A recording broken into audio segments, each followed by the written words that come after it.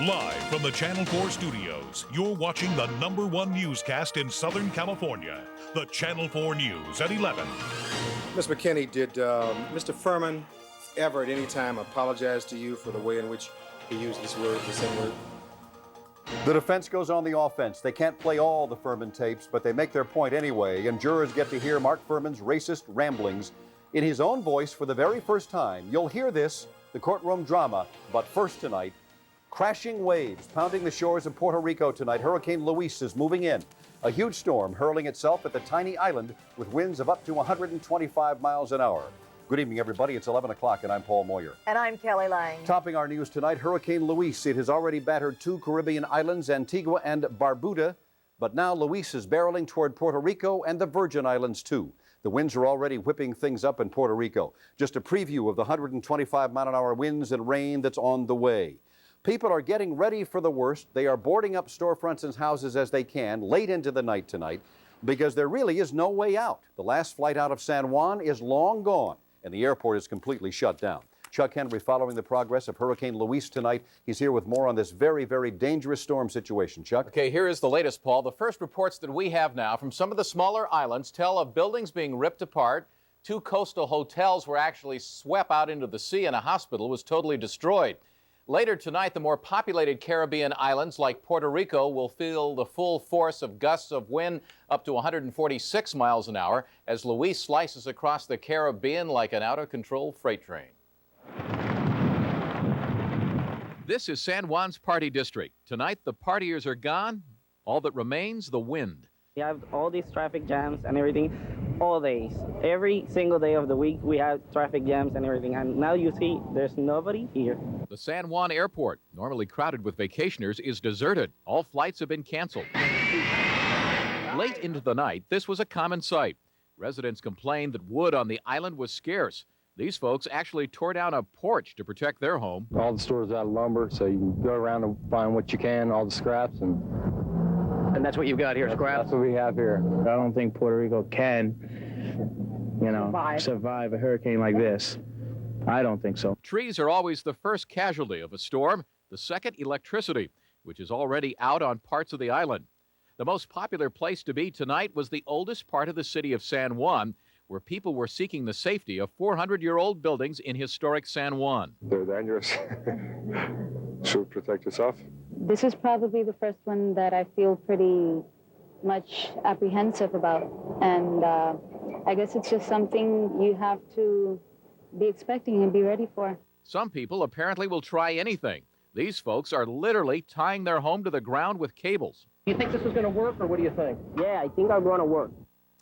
So far, 2 deaths have been attributed to the hurricane. And this interesting side note, a San Juan radio station was flooded with complaints tonight when O.J. Simpson trial coverage was interrupted for hurricane updates. The radio station was forced to issue an apology to its listeners.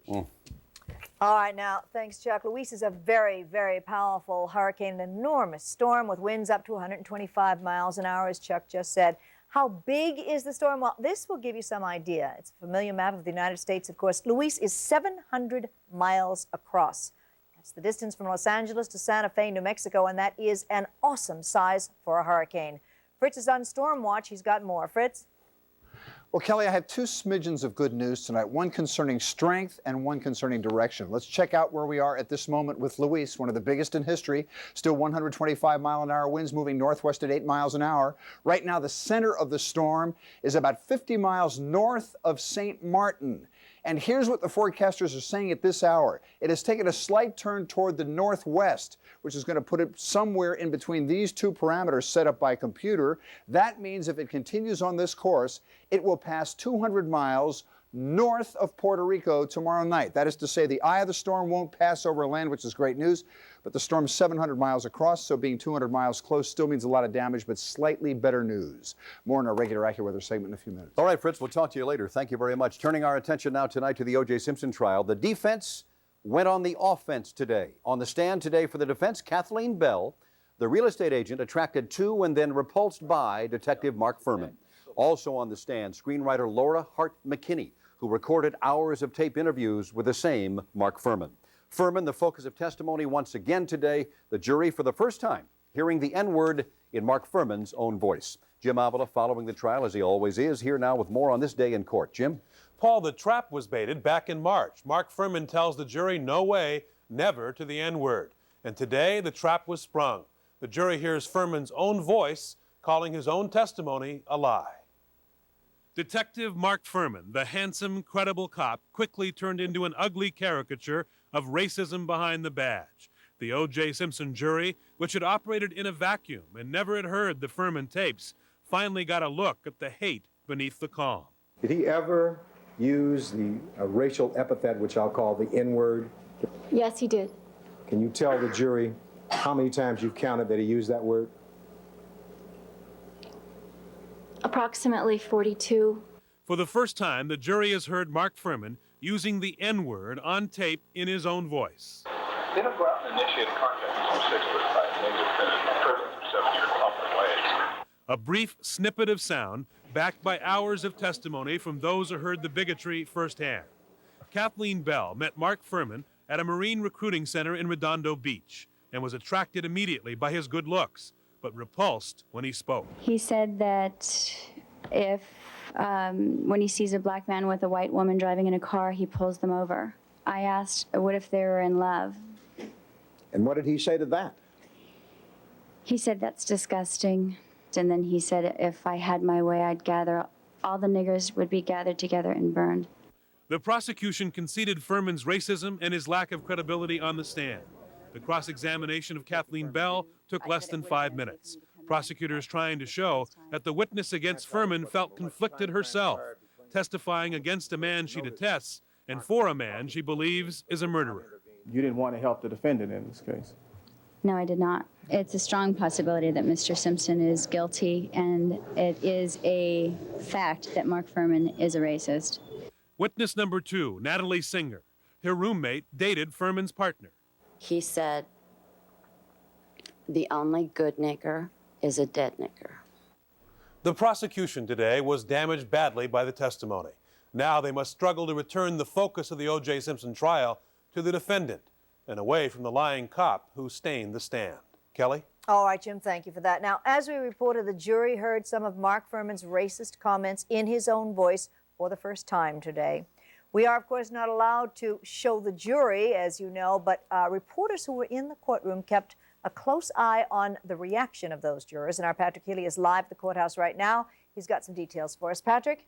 Kelly, Paul, no question the weary jury's interest perked up with the Fuhrman revelations, but beyond that you hear widely divergent impressions. For jury reaction, like beauty, may well be in the eye of the beholder.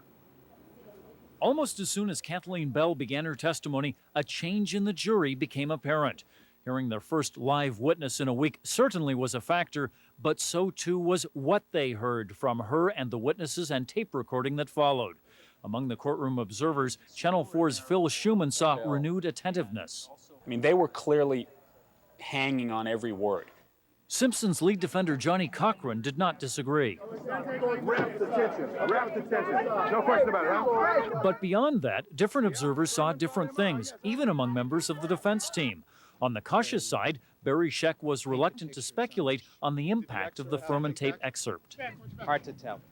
Colleagues saw more. Robert Shapiro. The jury was stunned by the testimony today. Carl Douglas. It seemed as if some were perhaps near tears.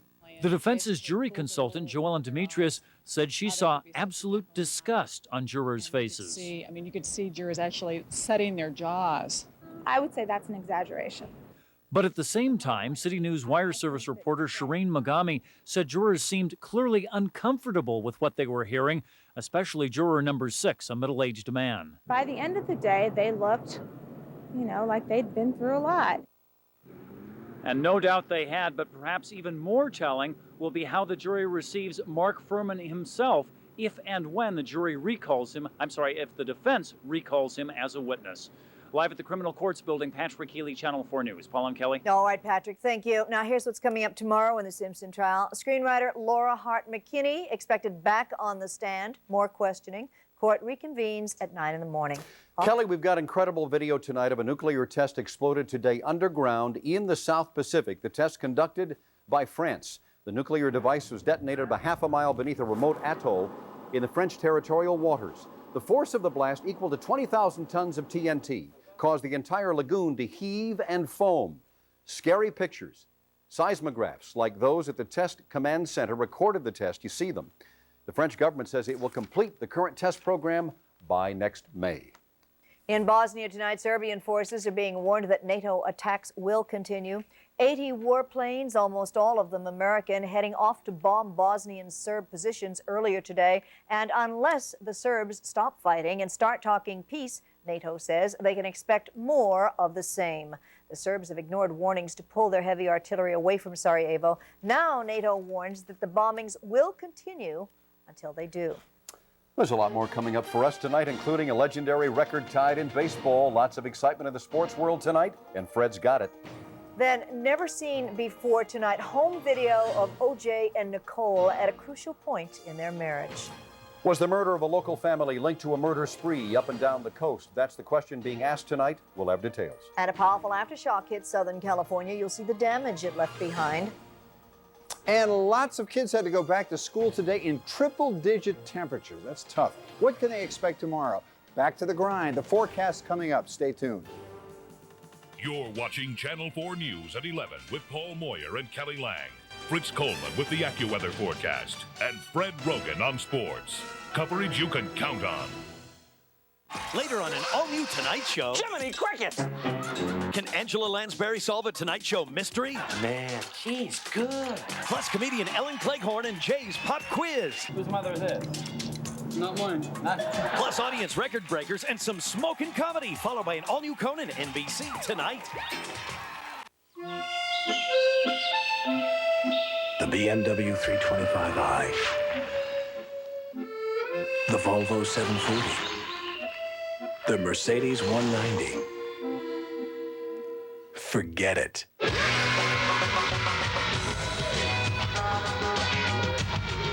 Introducing the all-new Chevy ZR2 Extended Cab. The official pace car of the next generation. Seniors, get the car that saves you money. 10% off the first time you use it. 2% discount for paying your bill on time. An extra 3% discount on special Senior Wednesdays. Club Wash from Orchard. This card saves you money. Now at Orchard, find the Weber One Touch Kettle Charcoal Grill in 3 colors, just $89.99.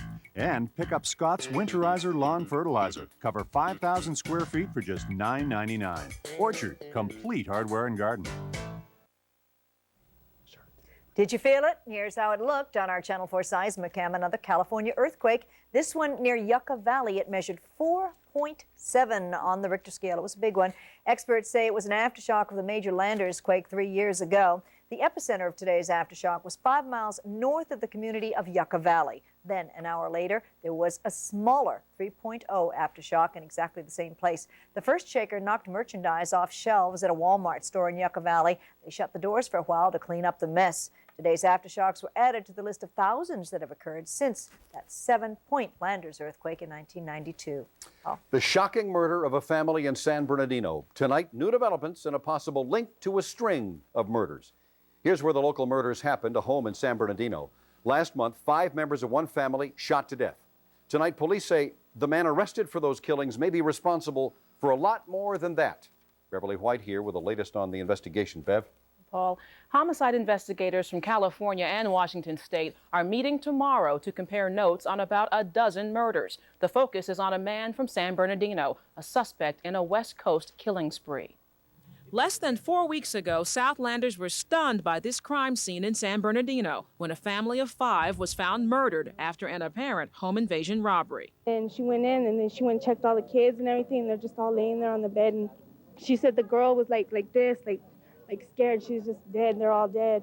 Both parents and 3 children under the age of 13 were killed. A 3-year-old boy survived. Now comes word that the suspect arrested for those killings may be a repeat offender. Police believe 18-year-old Samreth Pan killed not only the family in San Bernardino, but also 2 men in Sacramento and a family of 3 near Seattle. The victims' home communities are all connected by access to the Interstate 5 corridor. The investigation is continuing. We're still interviewing people, witnesses, people that may have seen him and been in around him. The Sacramento murders occurred at this apartment complex where the robbers shot and wounded a woman and then killed her 47-year-old husband and his 74-year-old father. The family sold snacks for a living, but the robbers left without taking a thing.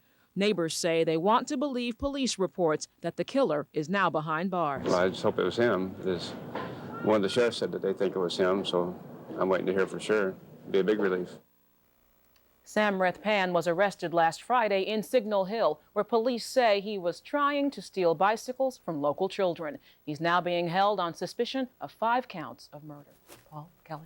Okay, Beverly, thanks for that. Coming up next, our weather. We're looking live right now at the San Fernando Valley. Fritz shows us what to expect next from our heat wave. And Cal Ripken ties a legendary record. Fred has that. And it can't all be Cal Ripken. Some players downright unsportsmanlike tonight. Fred will show us that as well. And a wedding in one of the busiest places in the world. The mayor of New York City presides. And we'll show you that exclusive home video of OJ and Nicole Simpson. Just ahead. What are nice girls like these doing in outfits like this? Their moms say dressing like a hooker has its price. A truck driver asked you how much he charges? Half naked does not look sexy. Next, Sally. Tomorrow at 3, here on Channel 4. Tomorrow at 4 on the Channel 4 News, Women and Cancer. Now the best prevention could be right in your medicine cabinet. A common household remedy working wonders to reduce your cancer risk. Dr. Bruce Hensel shows you how to protect yourself. Tomorrow at 4.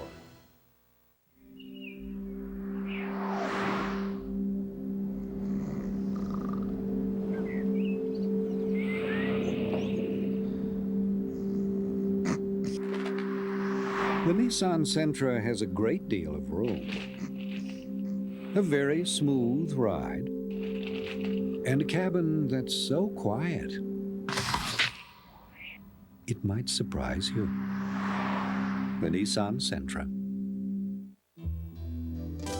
There's a place unique in the world where the breeze is gentle, the sea crystal clear, and sunsets light the way to a million jewels beneath Diamond Head. Here, the palaces of kings and the monuments for heroes await you, and Hawaiian Airlines Vacations can take you there. Waikiki and Oahu. 6 days, 5 nights, from just $412 per person, including airfare. Call 1-800-GO-HAWAII, extension 77, for a free Hawaiian Airlines vacation travel planner for Waikiki and Oahu, where the beach is just the beginning, in the islands of Hawaii. 1-800-GO-HAWAII, extension 77. We're trying to figure out how many days over 90 it's been. You walk out there right now in Burbank. It's hot now. I mean, it's 80 degrees, which is unbelievable. Yeah. We welcome you back to the 11 o'clock news. It's nice to have you back. It's nice to be back. Usually by this time at night, you're getting a sponge bath from your cardiac nurse. That's quite true. You know, if it's curling up with a good book about 11 o'clock or being with you guys, I mean, what's the choice? Exactly. And that cardiac nurse, what does she look like? Well, let's not go into that. Becky, you'll love this. Welcome back. We'll take you outside to a weather shot now. Anyway, welcome back to the famous 11 o'clock news. Legend that it is. Here is a beautiful shot looking toward downtown, the twinkling lights, and you can see the heat radiating through the night sky. Here are the numbers to show you tonight. We had a high today of 100 degrees, low 69. I'm so tired of wearing my mustache and wig disguise to local restaurants. People are really getting angry with me. Currently 80 degrees here at 11 o'clock, 41% relative humidity, barometer 29.99 inches and rising, east winds at Burbank Airport at 9. Almanac information for you. Monsoon flow has started. The remnants of Hurricane Henriette blowing up on us, and we had rain showers reported as late as 9 o'clock tonight, 125 miles north of 29 Palms. Also a thunderstorm inland Riverside and San Bernardino counties that may get closer and closer, and we all may get a taste by Thursday. Let's go to the satellite picture now. Hot and dry weather again tomorrow. We have an offshore gradient. That means low relative humidity. That's our only saving grace in these circumstances. We have the monsoon flow, which over the next couple of days will be in the main weather feature. Nevada border will see most of the thunderstorms tomorrow, but Thursday, everybody. The coast on Thursday morning has a chance of a thunderstorm, and inland Thursday afternoon. That'll be the pivotal day as Henriette just blows up and becomes nothing more than an irritant and an increaser of our relative humidity and our chances for thunderstorms. Let's go to the air quality. We'll have unhealthful smog levels inland tomorrow. Overnight tonight, we're still very, very warm. We'll be lucky to get into the upper 60s in the inland areas and very lucky to get into the mid-60s at the beach. Daytime highs tomorrow still triple digits one more time. You got to feel sorry for those little guys sitting in classrooms.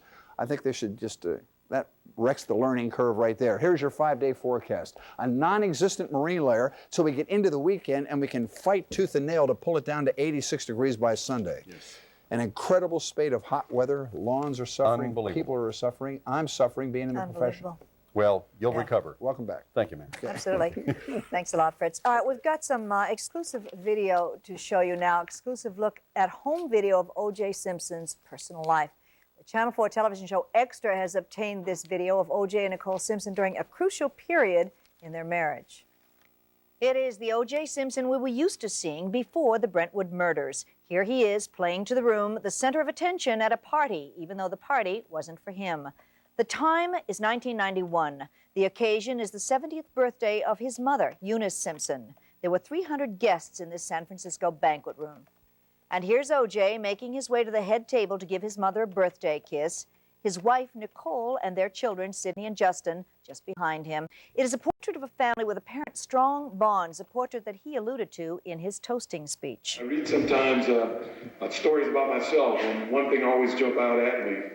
When people write about me, they say I was from a broken home. Really, it really confuses me because there was nothing broken about our home.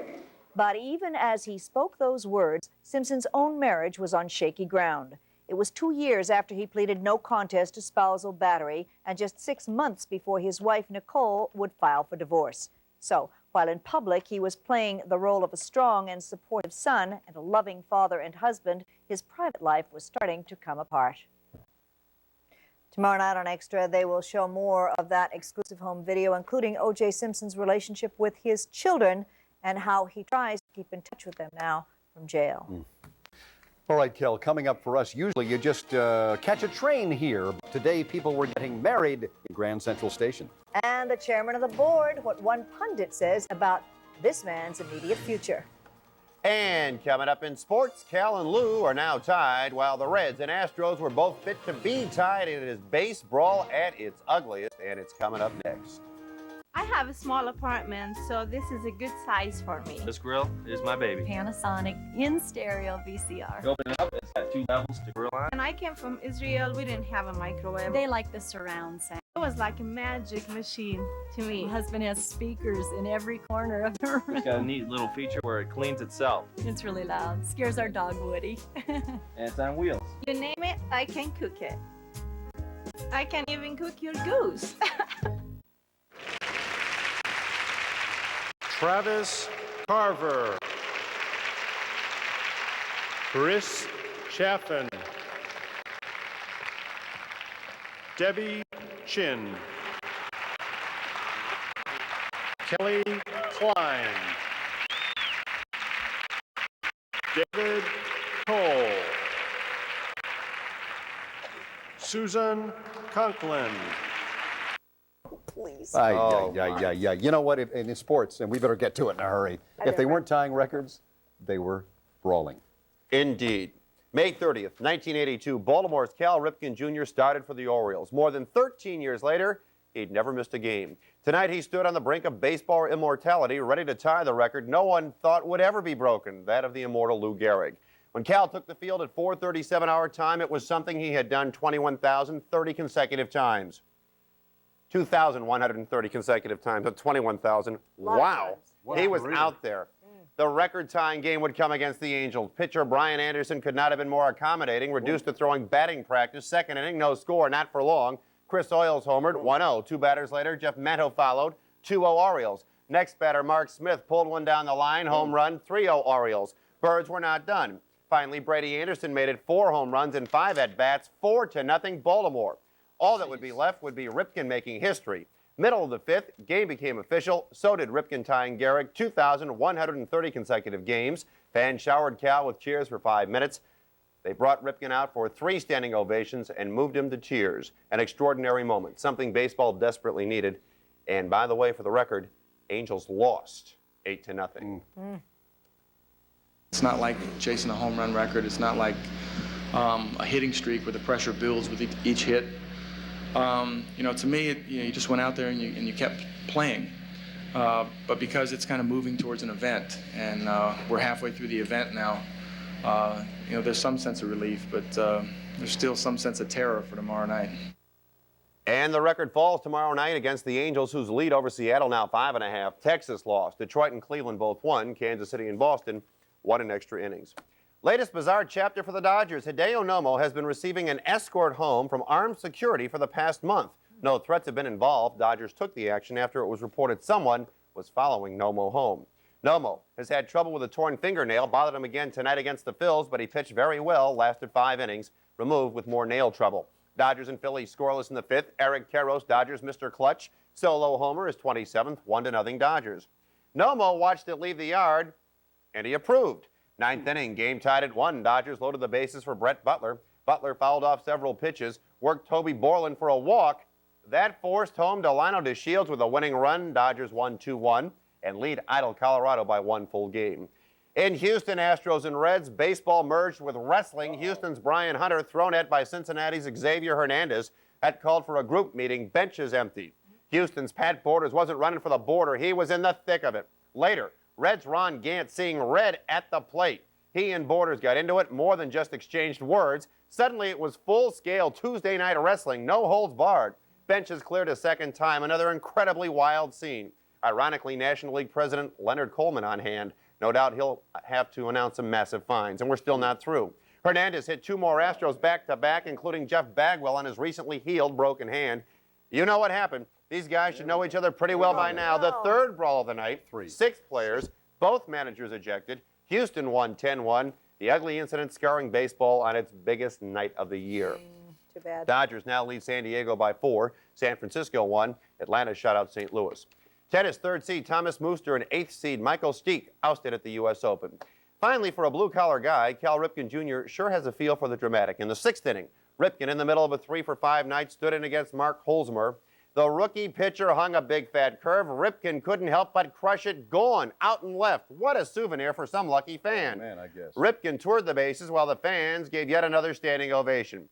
As for the lucky fan who caught Cal's home run, he was immediately offered $2,500 on the spot by some collector. He rejected the offer, saying he and Cal would try to work out a deal. Now the question is, how much do you want for a piece of baseball history? Smart Boy, guy. I hope he doesn't get followed home. Yeah. Well, he had to be let out by a police escort. I guess Believe so. that. Yep. Thanks a lot, Okay. Freddie. Coming up, old Blue Eyes. Yeah, what Larry King says about him and what Frank's reply is. Stay tuned. Hi, I'm Lisa Gibbons. And I'm Dana Miller, board chair of AIDS Project Los Angeles. Today, APLA serves over 5,200 men, women, and children living with AIDS in LA County. On Sunday, September 17th, we hope you'll join us for AIDS Walk LA. It begins and ends right here at Paramount Studios in Hollywood. This is the largest annual fundraiser for APLA, and we need your help. So please call now to register and then ask your friends, your family, and your coworkers to sponsor you. Come on out and walk with us on September 17th. You feel great. Call 213-466-WALK. That's 213-466-WALK.